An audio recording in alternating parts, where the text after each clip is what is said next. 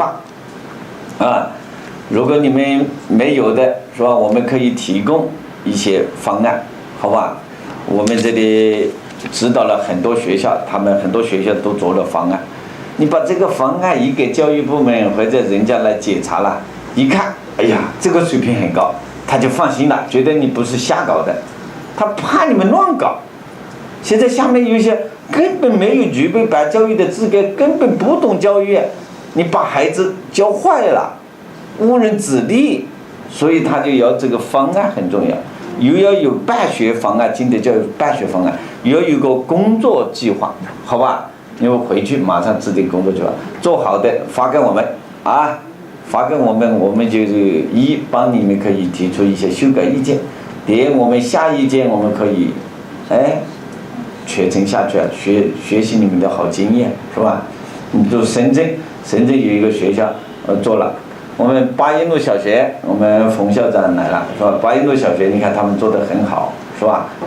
他们都做了方案的，所以教育部门就高兴得很，也号召大家向他学习。所以不能怪教育部门，只能怪我们自己没做好。教育部门只要做好了，没哪个不允许，是吧？第三，要准备资料，你把资料准备好。准备资料准备什么？准备教材呀，准备国家的一些政策、一些条件，你可以把它公布出来呀。人家觉得你是懂政策的，是吧？有些教学参考书，布置教室里的各种资料，是吧？你这个学校里面各种资料要准备好。第四，培养老师，你一定要培养老师。比如我们在座的这一次学习以后，你们回去教基本差不多了。有一些是当老师出身的，那要回去我就知道经典教育怎么教了，是吧？还有这个要求，我懂得怎么教。没有老师，你们可以带，是吧？你们回去自己培训了，按我们的要求去培训了，是吧？怎么培训啊？老师要读好经典了，老师要带学生读了，读的时候要读准确了，反复的读了，读熟读了以后要背诵的可以，适当一种花样来背了，是吧？幼儿小朋友在游戏中来读了，是吧？这个都没什么巧，读的100篇、200篇、300篇，没哪个背不得，背了就有用，背了它终身有用，是吧？所以我们要培训老师，也欢迎大家呢可以送老师到我们这来学习，是吧？你可以培养，我们下个月开始，暑假就开始招生下个月开始招生，我们在靖港古镇专门办一个国学教师师资培训中心，是吧？国学院专门培养国学老师，对象要初中毕业以上，初中毕业、高中毕业、大学毕业，研究生毕业、博士毕业更好，是吧？我们培养最低要3年，那差的学习慢一点、年龄小一点，5年、6年都可以，是吧？当然培养8年、10年的出来教得更好，是吧？他因为也真正要学好你看孔子，我经常讲，孔子为什么带出这么多弟子？3000弟子有72位，他有一些跟了他几十年、10几年、20年、30、40年，所以他的弟子是吧？我们有些送来了，家长送来了，别人我带了30岁送来了，不是这3年他就要出去工作了，2年就工作了，哪里这么快，是吧？所以我们请大家可以有朋友或者你的亲戚或者是你的孩子愿意做经典老师的，做经典老师的。有幼儿的，我们搞幼儿园的，你的幼儿小朋友要读小学，你可以送到周围经典小学，你也可以送到我们靖港的经典小学，我们有经典小学、经典初中，是吧？我们这里有几个，一个是云沙书院， 150周年书院，是从小学到初中。我们一眼去看的那个学校，昨天你们去看了，它是我们另外一个小学，原来那个老小学，你们昨天没时间去看。昨天看那个学校是政府教育部门刚给我们的，还只1年时间，还来不及布置。外墙我绝不要把它布置，门窗都要布置，校门要移到中间，整个绿化都要布置。你看是吧？他学得很好，但是环境不行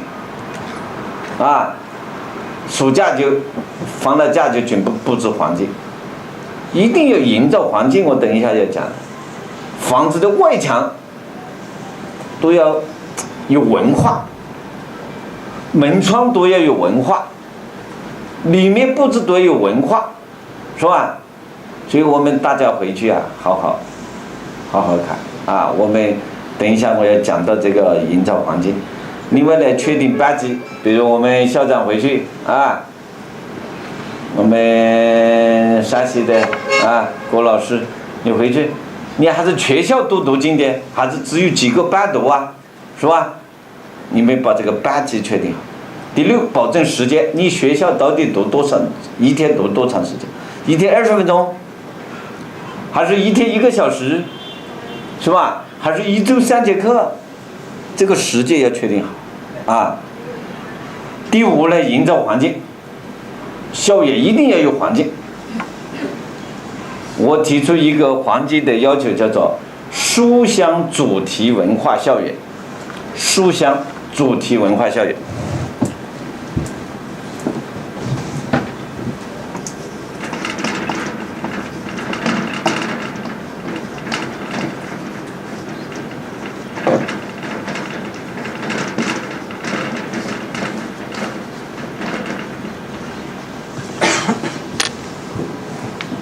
不管你报幼儿园、经典幼儿园、经典国学馆、经典小学、经典中学、大学，都要营造一种书香主题文化校园。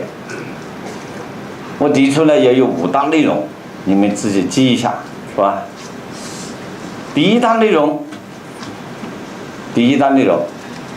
有中华美德，中华8大美德，孝悌忠信，礼义廉耻，8大美德的内容要布置在校园里，是吧？那么怎么布置？你们要的话，我们可以提供图片，是吧？你们可以根据你的钱经费，你还是用铜的，还是用玻璃钢的，还是画的，是吧？你还是用什么材料你都可以，这就根据你学校的财力去了。你可以没我就画，可以。所以你昨天没去看呢，我忘记讲了。这个吴校长没有带你们，应该带我们到那个原来那个小学，就是英才经典原来那个小学。我整个围墙都是一个文化墙，走廊每个教室每个走楼梯都是经典文化。在这样一种环境中，学生不背好他也难嘛，是吧？所以要8大美德，中华8大美德。第二，中华民族精神。民族精神的内容，民族精神是什么？我们已经讲了，是吧？我们中华文化里面有10大精神，10大精神里面的主要的也可以讲就是民族精神，是吧？爱国、团结，是吧？勤奋、自强不息，这些都是的。你们要的话，我到时候我们再告诉你们，是吧？你反正就10大精神里面嘛，你自己去学嘛，是吧？